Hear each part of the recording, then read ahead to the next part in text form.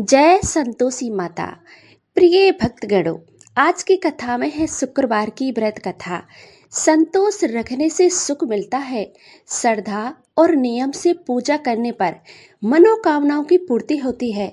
क्रोध, ईर्ष्या और असंतोष से बचना चाहिए। प्रिय भक्तगणों, आज की कथा आप पूरा जरूर सुनिएगा। जय संतोषी माता। प्रिय भक्तगणों, संतोषी माता की कथा को नियम पूर्वक सुनने से भक्तों की सभी मनोकामनाएं पूर्ण हो जाती हैं और दूसरों को सुनाने से जो भी मन में मनोकामना है वो पूर्ण हो जाती है। प्रिय भक्तगणों, चलिए कथा को शुरू करते हैं। एक गांव में एक बुढ़िया रहती थी जिसके 7 बेटे थे। 6 कमाने वाले थे और एक बेटा निकम्मा था।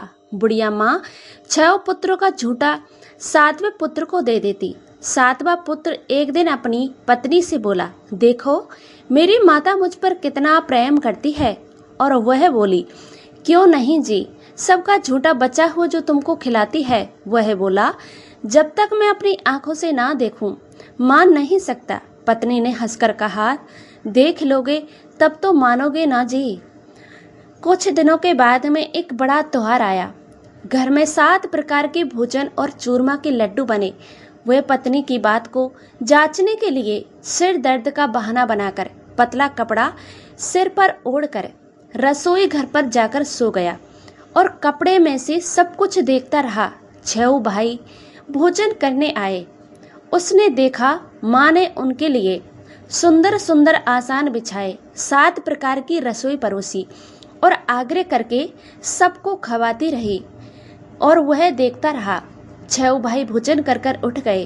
तब माँ ने उनकी 5 थालियों में से एक लड्डू बनाकर टुकड़ों को इकट्ठा करके एक लड्डू बना लिया और लड्डू बनाया झूठा साफ करके। माँ ने उसे पुकारा, उठ बेटा उठ, तेरे भाइयों ने भोजन कर लिया है, तू भी उठकर भोजन कर ले। उसने कहा, माँ मुझे भोजन नहीं करना, मैं परदेश जा रहा हूँ। माता ने कहा, कल जाना हो तो आज ही जा। वह बोला, हाँ हाँ माँ जा रहा हूँ। ये कहकर वह घर से निकल पड़ा और चलते समय उसे अपनी पत्नी की याद आई। वह गौशाला में कंडे थाप रही थी। वहां जाकर बोला, मेरे पास तो कुछ नहीं है, ये अंगूठी है, सो ले लो, अपनी कोई भी निशानी मुझे दे दो। वह बोली, मेरे पास क्या है, ये गोबर के भरा हाथ है। ये कहकर पत्नी ने उसकी पीठ पर गोबर के हाथ की थाप मार दी। वह चल दिया। चलते चलते दूर देश में जा पहुंचा। वहां जाकर एक सेठ जी की दुकान में जाकर बोला, सेठ जी मुझे नौकरी पर रख लो। साहूकार को नौकरी की सख्त जरूरत थी। साहूकार ने कहा, काम देकर तनख्वाह मिलेगी। उसने कहा, सेठ जी जैसा आप ठीक समझे। उसे साहूकार के यहाँ पर नौकरी मिल गई और वहां दिन रात काम करने लगा। कुछ दिन में दुकान का लेन देन, हिसाब किताब, ग्राहकों को माल बेचना, सारा काम करने लगा। साहूकार के 7-8 नौकर थे। वे सभी चक्कर खाने लगे, लेकिन उसने अपनी लगन और परिश्रम को ईमानदारी से सभी को पीछे छोड़ दिया। उसे अपने किए का फल मिला। सेठ जी ने भी उसका काम देखा और 3 महीने में ही उसे मुनाफे का साझीदार बना लिया। परिवार परिश्रम करते करते 12 वर्ष में ही वह नगर का नामी सेठ बन गया और सेठ अपना सारा कारोबार उस पर छोड़कर बाहर चला गया। इधर उसकी पत्नी पर क्या बीती है वह भी सुने। सास ससुर उसे दुख देने लगे।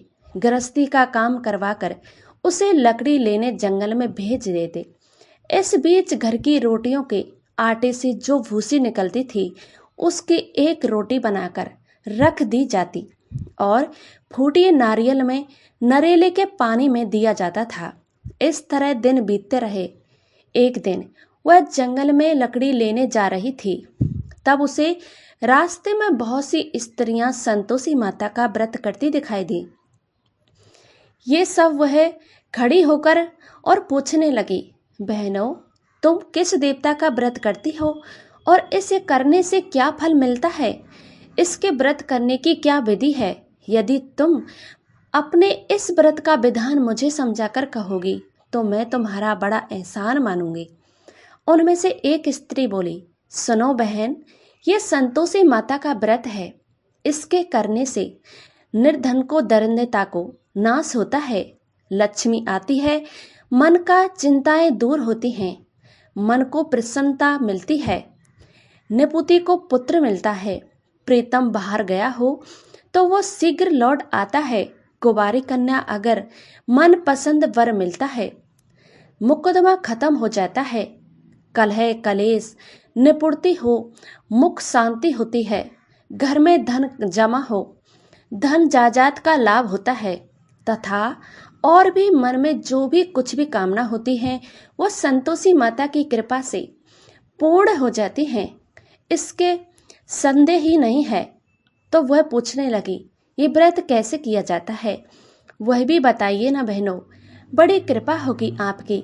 वह स्त्री कहने लगी, बिना परेशानी श्रद्धा और प्रेम से जितना भी बन सके प्रसाद लेना, 5.25 पैसे से 5.25 आने तक का, इससे भी ज़्यादा शक्ति और भक्ति के अनुसार गुड़ चना लेकर हर शुक्रवार को निहार कर रहकर कथा कहना सुनना।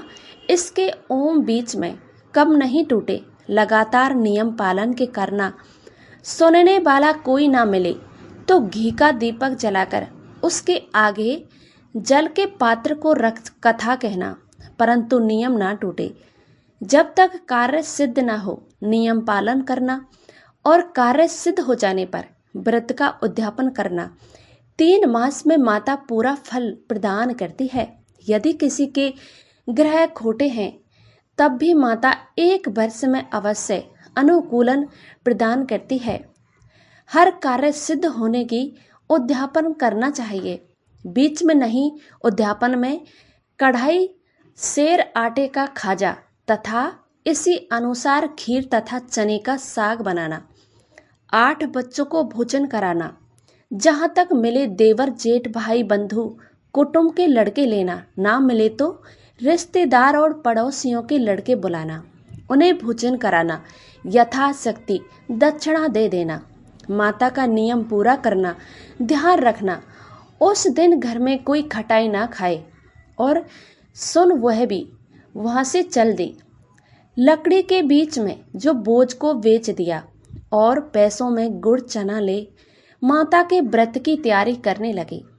रास्ते में संतोषी माता के मंदिर में जय माता के चरणों में लौटने लगी, विनती करने लगी, माँ मैं दीन हूँ, निपट हूँ, मूर्ख हूँ, व्रत के नियम कुछ नहीं जानती। माँ मैं बहुत दुखी हूँ, हे माता मेरा दुख दूर कर, तेरी शरण में हूँ। माता को दया आई। एक शुक्रवार बीता कि दूसरे शुक्रवार को ही उसके पति का पत्र आया और तीसरे शुक्रवार को उसका भेजा हुआ पैसा भी आ गया। अब ये सब देखकर जेठानी मुंह सिकुड़ने लगी। इतने दिनों के बाद पैसा आया है, इसमें क्या बढ़ाई। लड़के ताने देने लगे। काकी के पास अब तो पत्र आने लगे, रुपया आने लगा। अब तो काकी की खातिर बढ़ेगी। काकी बुलाने से भी नहीं आएगी, ना ही बोलेगी। बेचारी सरलता से कहती है, भैया पत्र आए, रुपया आए, हम सबके लिए अच्छा है। ऐसा कहकर आंखों में आंसू भरकर संतोषी माता के मंदिर में जाकर मातेश्वरी के चरणों में गिरकर रोने लगी। माँ मैंने तुमसे पैसा नहीं मांगा, मुझे पैसे से क्या काम, मुझे तो अपने सुहाग से काम है। माँ आपने स्वामी के दर्शन और सेवा मांगती हूँ। तब माता ने प्रसन्न होकर कहा, जा बेटी तेरा स्वामी जल्द ही आएगा। ये सुनकर खुशी से बावली होकर वह घर जाकर काम करने लगी। संतोषी माँ विचार करने लगी कि इस भोली पुत्री से मैंने कह तो दिया कि तेरा पति शीघ्र ही आएगा, पर आएगा कहाँ से। वह तो इसे इस वर्ग में याद नहीं करता, उसे इसकी याद दिलाने तो मुझे ही जाना पड़ेगा। संतोषी माता ने उस बुढ़िया के बेटे को रात में ईश्वर में समझाया, पुत्र तेरी घरवाली कष्ट उठा रही है।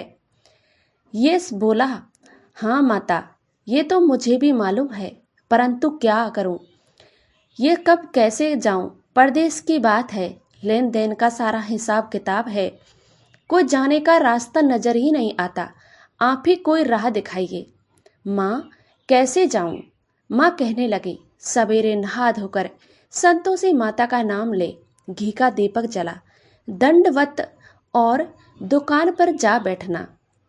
देखते ही देखते तेरा लेन देन चुक जाएगा, जमा माल बिक जाएगा, सांझ होते होते धन का ढेर लग जाएगा। वह अगले दिन सुबह जल्दी उठा और उसने अपने मित्र बंधुओं को, परिचितों को ईश्वर के माता का कही गई सारी बातें कह सुनाई। वे सब उसकी बात को अनसुनी करते ही खिल्ली उड़ाने लगे। वे कहने लगे, अरे कहीं भी सपने की बात भी सच्ची होती है। एक बूढ़ा व्यक्ति बहुत समझदार था। वह बोला, देखो भाई, मेरी बात मानो तो इस तरह का सच या झूठ कहने के बदले देवता ने जैसा कहा है वैसा ही करना। तेरा क्या जाता है। बूढ़े की बात मानकर नहा धोकर उसने संतोषी माता को प्रणाम किया, फिर भी दीपक जलाया, दुकान पर जा बैठा। शाम तक धन का ढेर लग गया। वह हैरान हुआ, मन में संतोषी माता का नाम लेकर प्रसन्न हो जाता। घर जाने के लिए वास्ते गहना कपड़ा सामान खरीदने पर सब काम से निपट घर को रवाना हुआ। उधर संतोषी माता अपनी पत्नी जंगल में लकड़ी लेने गई। लौटते वक्त थक जाने के कारण संतोषी माता के मंदिर पर विश्राम करने बैठ गई। ये तो उसका रोज का काम था, उसी स्थान पर था। धूल उड़ती देख उसने माता से पूछा, हे माता, ये धूल कैसी उड़ रही है? माँ ने कहा, पुत्री, तेरा पति आ रहा है। अब तू ऐसा कर, लकड़ियों के 3 बोझ बना, एक नंदी के किनारे रख, दूसरा मेरे मंदिर पर और तीसरा अपने सिर पर रख। तेरे पति को लकड़ी का गट्ठा देखकर मोह पैदा होगा और वहां पर रुकेगा।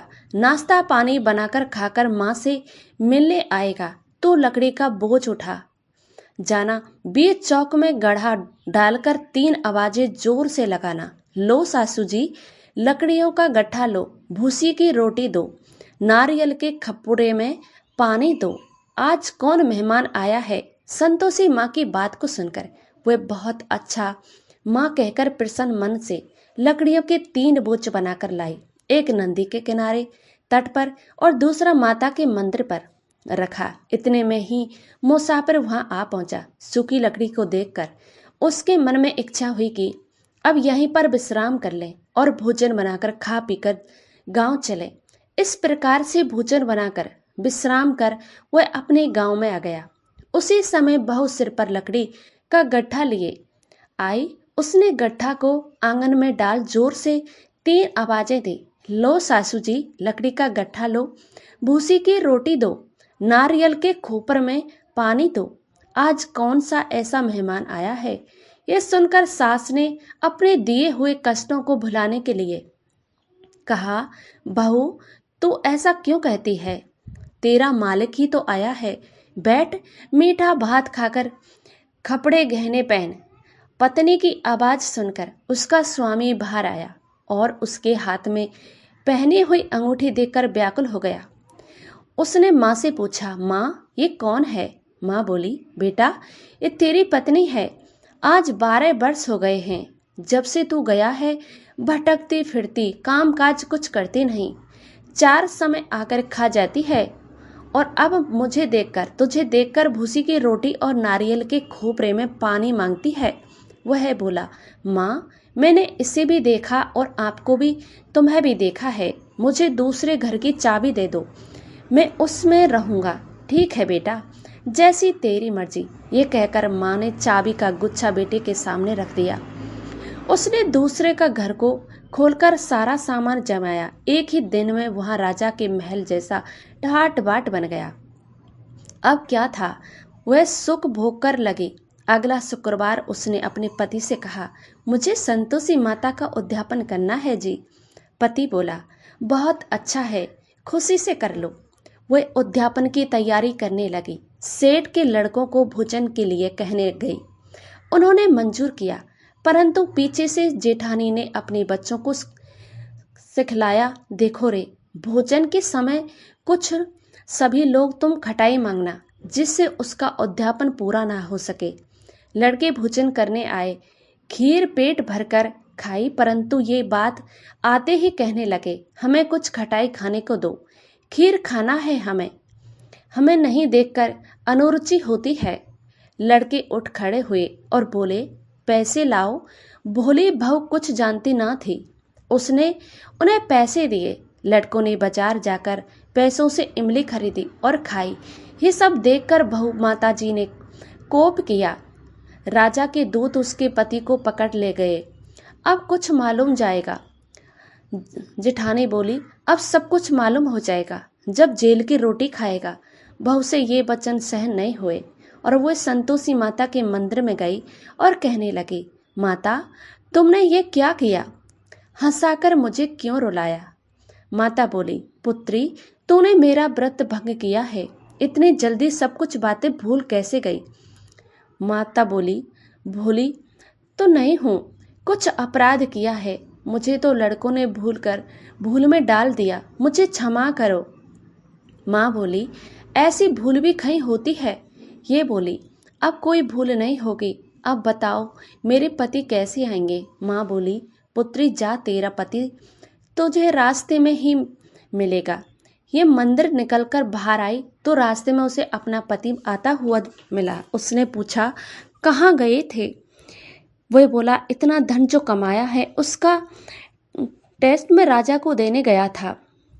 अब वह प्रसन्न होकर बोली, भला हुआ, अब घर चलो जी। शुक्रवार आया और फिर वो बोली, मुझे माता का उद्यापन करना है। पति ने कहा, ठीक है, खुशी से करो। फिर जेठ के लड़के भोजन करने को गई। जेठानी ने लड़कों को सिखा दिया कि तुम पहले ही खटाई मांगना। लड़के भोजन करने बैठे, लेकिन भोजन करने से पहले ही कहने लगे, हमें खीर पूरी नहीं भाती, जी बिगड़ता है, कुछ खटाई खाने को दो। ये बोली, खटाई खाने को नहीं मिलेगी, खाना हो तो खाओ। उनको उठकर चले जाने पर उसने ब्राह्मणों को लड़कों को बुलाकर भोजन करवाया। दक्षिणा जगह उन्हें एक एक फल दिया। इससे संतोषी माता प्रसन्न हो गई। माता की कृपा से 9 माह के बाद में उसको चंद्रमा के समान एक सुंदर पुत्र प्राप्त हुआ। पुत्र को लेकर वो प्रतिदिन संतोषी माता के मंदिर में जाने लगी। माँ ने सोचा, ये रोज आती है, आज क्यों ना मैं ही इसके घर पर चलूं, इसका आसरा देखूं। कहीं ये विचार कर माता ने भयानक रूप बनाया। गुड़ और चने ने सन्मुख ऊपर से मुंड सम्मान होठ, उस पर मक्खियां भिनभिना रही थीं। दहलीज पैर रखते ही उसकी सास चिल्लाई, देखो रे, कोई चुड़ैल डाकनी चली आ रही है, लड़को इसे भगाओ, नहीं तो ये सबको खा जाएगी। बहू रोशनदान से देख रही थी। वह प्रसन्न हो उठी, आज मेरी माता मेरे घर पर आई है, ये कहकर दूध पीते बच्चे को गोद से उतार दिया। इस पर उसको सास क्रोध होकर और बोली, अरे राण, इसे देख, कैसी उतावली हुई है, जो बच्चे को पटक दिया। इतने में माँ के प्रताप से जहाँ देखो वहाँ लड़के ही लड़के नजर आने लगे। वह बोली, माँ जी, मैं जिनका व्रत करती हूँ वही तो संतोषी माता है। इतना कहकर उसने झट से घर के सारे किवाड़ खोल दिए। सबने माता के चरण पकड़ लिए और विनती कर कहने लगे, हे माता, हम मूर्ख हैं, अज्ञानी हैं, तुम्हारे व्रत की विधि हम नहीं जानने और तुम्हारा व्रत भंग हमने बड़ा अपराध किया है। हे माता, हम सभी पर दया कीजिए, हमें क्षमा कीजिए। इस प्रकार से बार बार कहने पर संतोषी माता प्रसन्न हुई। इसके बाद में उसकी सास कहने लगी, हे संतोषी माता, आपको बहू को जैसा फल दिया वैसा सबको देना। जो ये कथा सुने या पढ़े उसका मनोरथ पूर्ण हो। जो भी भक्तजन दूसरों को सुनाए उनकी सभी मनोकामनाएं पूर्ण हो। भक्तगणों, ये थी आज की कथा। आपको कैसी लगी? अगर आपको वीडियो पसंद आई हो तो वीडियो को लाइक करके चैनल को सब्सक्राइब जरूर कीजिएगा। जय संतोषी माता की।